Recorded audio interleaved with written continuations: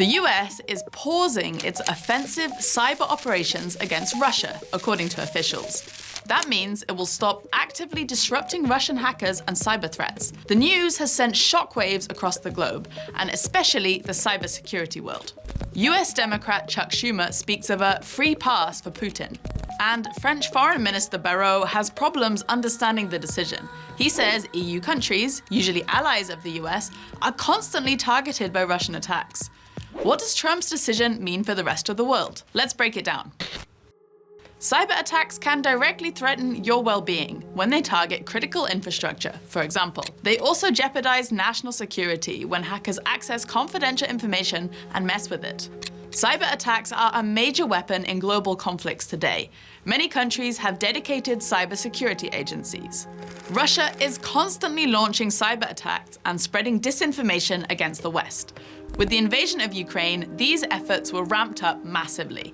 Russia's cyber army has been targeting Ukraine's public, financial, business, energy, and media sectors. The attacks extended to NATO and European Union countries, aiming to disrupt aid to Ukraine. To be clear, the US is not stopping its cyber defense programs against Russia, but it is putting a halt to its cyber offensive. That means the US will still be defending itself against attacks. That's what US media report. According to one source, a Pentagon official has denied those plans. Fact is, the details of the initiative remain a bit unclear. Experts fear with the US no longer being a threat to Russia's cybersecurity, the country could redirect its cyber defense resources to use in attacks. Russia invests heavily in its cyber strategies and is considered one of the top 3 cyber superpowers, alongside the US and China. So, the US strategy doesn't seem to make sense. Why is this all happening now? Some experts believe we're witnessing a shift in global power dynamics, with the US moving closer to Russia.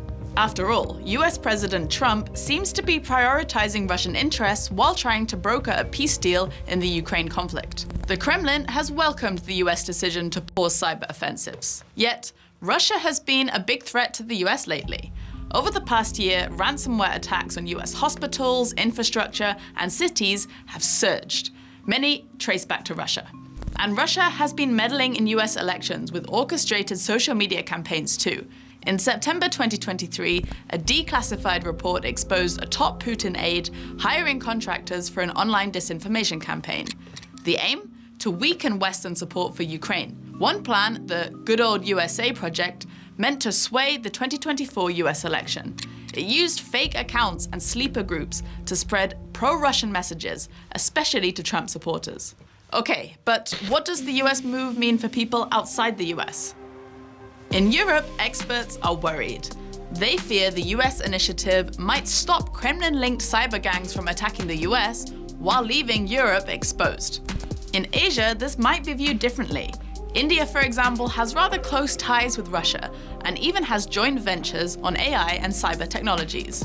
For Latin America, fewer US cyber operations against Russian cyber threats could mean more cyber attacks from Russia. Latin American countries may need to ramp up their own cybersecurity measures and seek new alliances to counter potential threats. That's it from me today. Bye-bye.